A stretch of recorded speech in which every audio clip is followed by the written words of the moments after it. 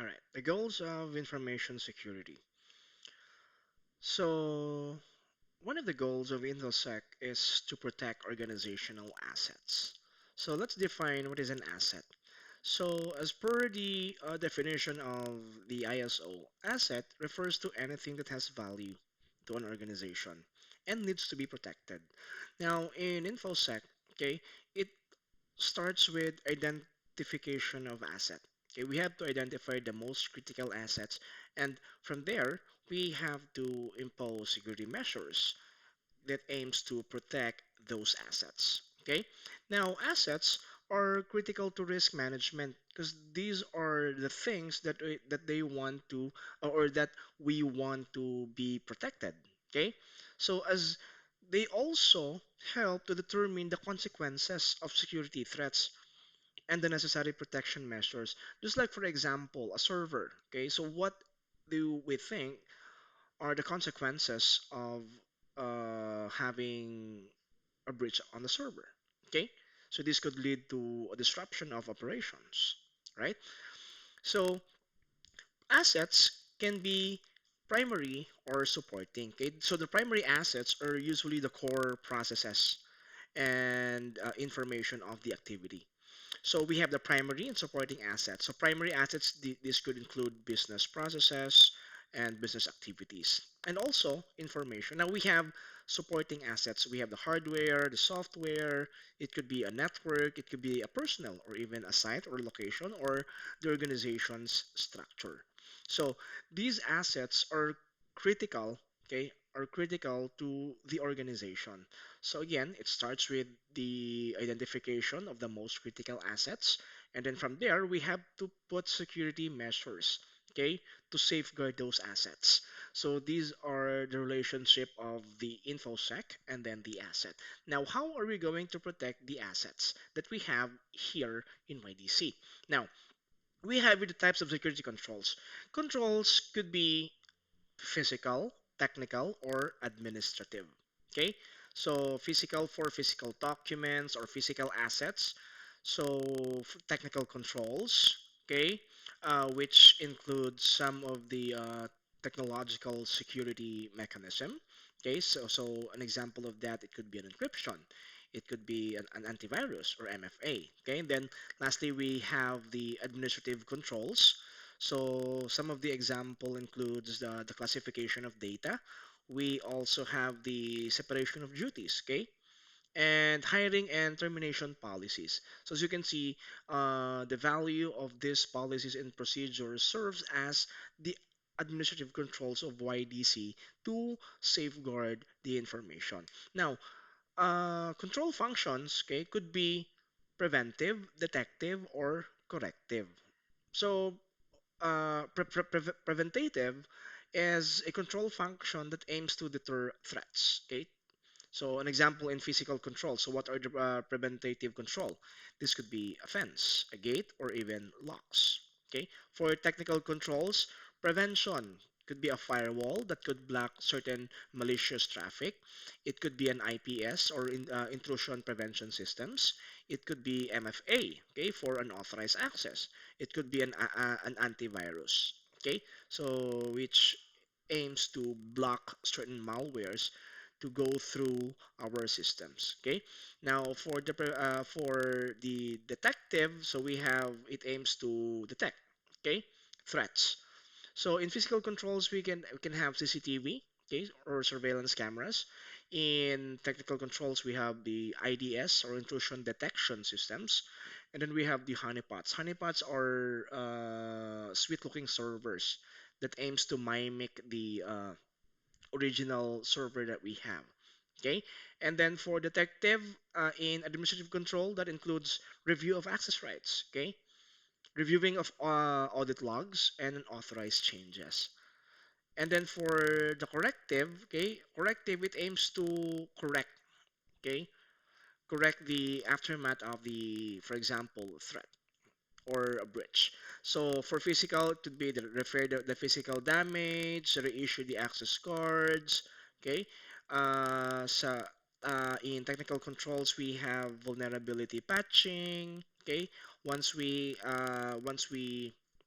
found some vulnerabilities in our systems, then we have to patch them. It would be rebooting of system, and then quarantine a certain virus. Okay, and then for the administrative controls to corrective, we can implement business continuity plan. Okay, and then we also have the incident response plan. Okay, now these are just some of the controls that we can implement to further the protection of information. Okay, now protecting IP or intellectual property. Now, why are we going to talk about protecting intellectual property? Because intellectual property is considered as confidential data. Okay, or this should be classified as the top most valuable data in an organization, because intellectual property is considered valuable, okay, because it can differentiate a company in the marketplace. It represents the culmination of, it could be an extensive research, development, and even creativity. Now, intellectual property can be in the form of the design, patents, could be an invention, authorship, okay, law, copyrighted material, and so on and so forth. Okay. Now, since the digital landscape has significantly impacted the protection of IP, so with the continuous advancements in technology, the risk of theft with regards to IP, okay, is also rampant. There is an unauthorized duplication, and even pirated content has increased exponentially. Okay, now what is an IP? Let's talk about the IP per se. So, what is IP? So, it refers to the creation of the mind, so such as inventions, literary and artistic works. It could be symbols, names, images, those logos that you can see. These are intellectual property. It could be a trade secret, okay, of the company. Now, protecting IP is the legal concept that grants exclusive rights to the creator or even owners of the original works. Like, for example, you composed a song. Now, how can you protect uh, your creation? Okay, so you have to apply for the intellectual property, so it should be copyrighted. So this is an exclusive right given to you as the creator or as the owner of the intellectual property, that no one should be allowed to copy your work. Okay, so this is the intellectual property. Now, how do we protect the intellectual property? Should we have one here? So the integration of certain security controls like encryption, okay, and secure authentication methods is paramount in intellectual property from cyber threats. So if we have an intellectual property, then we need to implement, okay, or we need to implement all the security controls that we have, or we can, or we possibly can, just to preserve this IP. Okay, because again, this could differentiate the company in the marketplace. Okay, so next is we're going to talk about preserving user privacy and integrity. Okay, so preserving user privacy and integrity, these are essential for maintaining trust. Okay, trust for the data subjects. Okay, customers, employees, clients. Okay, everyone with an identity. Could be trust in security and even compliance in digital environments. Now, what is a privacy? So, privacy ensures that the personal data is collected, stored, and used responsibly. Okay, while the integrity safeguards the data from any unauthorized modification or tampering. Okay, now, what are the key aspects of user privacy? So the first one is data minimization. So what is data minimization? So in data minimization, we have to collect only the necessary user data. Okay? So the principle of proportionality. So we have to make sure that we only collect personal information needed to uh, process. Okay, that's data minimization. The next one is encryption and anonymization. Now, how do we secure personal data to prevent unauthorized access?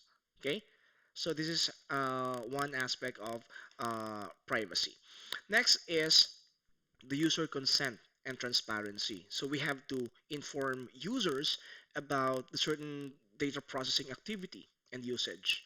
So following the principle of transparency, then we have to make sure that the data subject is aware prior to the processing of personal data. So using consent, okay, or a privacy notice is one way for us to show transparency, okay, so that we are pledged to just process this personal data, okay, following our legitimate interests or purposes. Okay.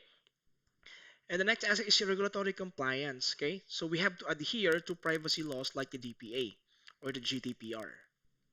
Then we have the secure data storage and transmission.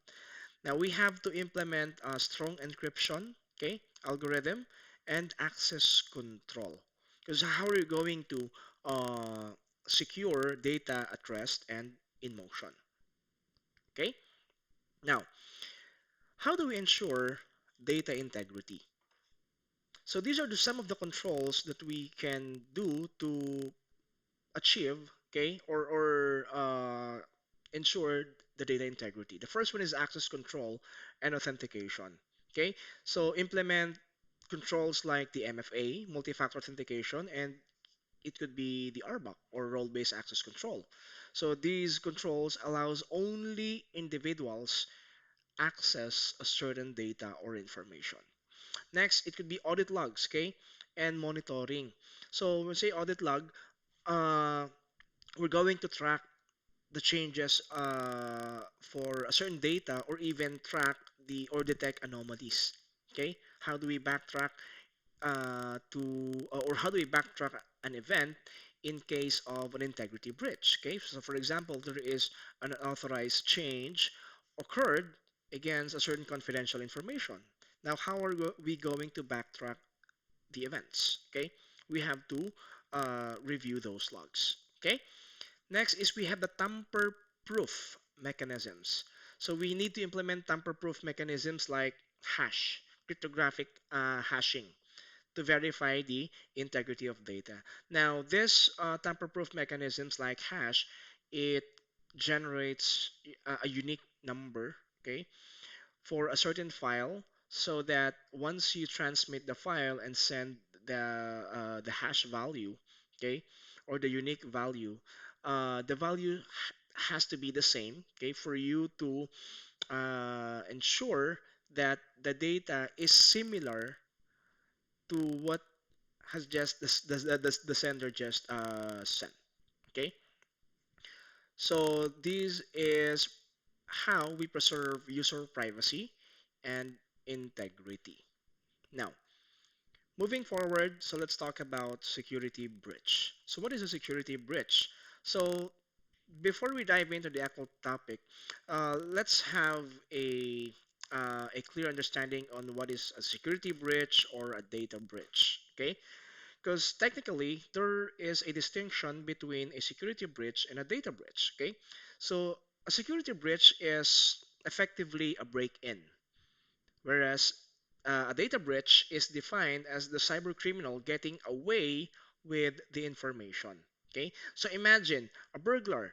The security breach is when the burglar climbs through the window. That is a security breach. Okay, and the data breach is when he grabs your, for example, your laptop and takes it away. Okay, that is the distinction between the security breach and a data breach. Now, security breach is any incident that results in unauthorized access to computer data, applications, networks, or devices. Okay? So, result in information being accessed without authorization. That is a security breach. Okay? It occurs when an intruder is able to bypass security mechanisms. Now, for example, you have security mechanisms, security controls in place.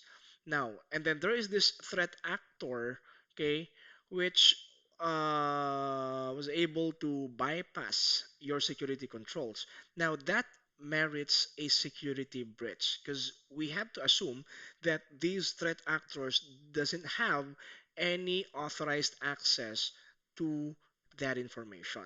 Now, we move on to the types of security breaches. Now, there are a number of types of security breaches. It could be an exploit. An exploit, this is an attack where a threat actor, or let's say a hacker, attacks a system's vulnerability. Okay, they're going to look for the weakness of the system, such as an outdated software, an outdated operating system.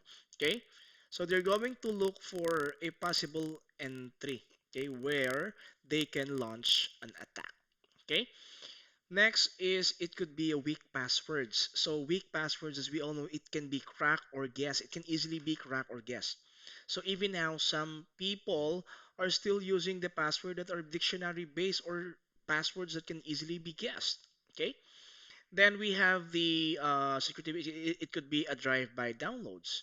So drive-by downloads, they use viruses or malware delivered through a compromise or spoof websites. So, for example, you're looking for a file, and then while navigating over the internet, you just reach this site where you can easily download the file. So, without you knowing that the file is infected by a malware.